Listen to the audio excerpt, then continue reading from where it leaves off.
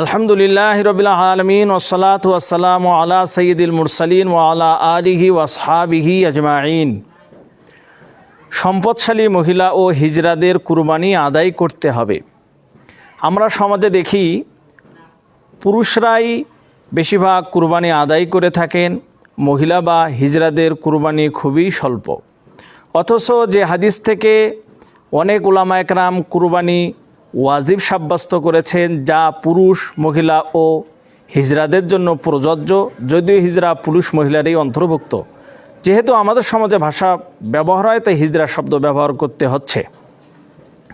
এবং অন্যান্য উলামা একরামগণ সুন্নতে মুআক্কাদা বলে থাকেন কুরবানি দেওয়াকে।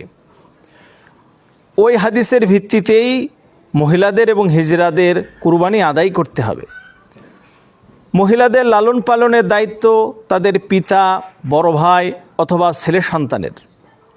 তাদের যে সম্পদ থাকবে, যেমন স্বর্ণরূপা ব্যবহার করুক বা না করুক, তাদের হাঁস মুরগি, গরু ছাগল অথবা ব্যাংক ব্যালেন্স অথবা তাদের নামে কোনো সম্পত্তি, পিতামাতার পক্ষ থেকে কোনো সম্পত্তি যদি পেয়ে থাকে, এগুলোর তারা মালিক হলে ঈদের 3 দিন 80 থেকে 90 হাজার টাকা পরিমাণ যদি হয়, তাহলে ওই মহিলা ও হিজড়াদেরকে কুরবানি আদায় করতে হবে।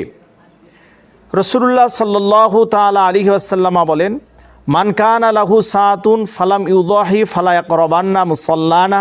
ইবনে মাজাহ 3123 নম্বর হাদিস। অনুরূপভাবে মুস্তাদরাকে হাকিম সহ অনেক হাদিসের কিতাবেই এই ধরনের হাদিস বর্ণনা হয়েছে। মান কানা লাহু মালুন ফালাম ইউদাহি ফালা ইয়াকরাবান্না মুসাল্লানা, মান ওয়াজাদা সাআতান ফালাম ইউযবি ফালা ইয়াকরাবান্না মুসাল্লানা। এই হাদিসগুলির সমষ্টি হচ্ছে সম্পদের প্রশস্ততা, মাল থাকলেই পুরুষ হোক মহিলা হোক তাদের উপরে কোরবানি আদায় করতে হয়, অর্থাৎ তারা কোরবানি আদায় করবেন। এখানে একটি লক্ষণীয় বিষয় হলো 80 বা 90 হাজার টাকার কথা যা বললাম, বা 7.5 তোলা স্বর্ণ বা রূপার পরিমাণ, এটি হাদিসগুলারতে নেই। এই হাদিস থেকে, অর্থাৎ সাতুন শব্দ মালুন শব্দ থেকে ফকিগণ মুহাদ্দিসগণ ইজতিহাদ করে গবেষণা করে তারা এই অঙ্কে এই কথায় তারা দাঁড়িয়েছেন। তাই আমাদের মহিলা এবং হিজড়ারা যারা আছেন, তাদের সম্পদ যদি 80,000 বা 90,000 টাকার হয় ওই 3 দিন, তাহলে তারা কুরবানি আদায় করবেন। আল্লাহ তাআলা আমাদেরকে বোঝার তৌফিক দান করুন।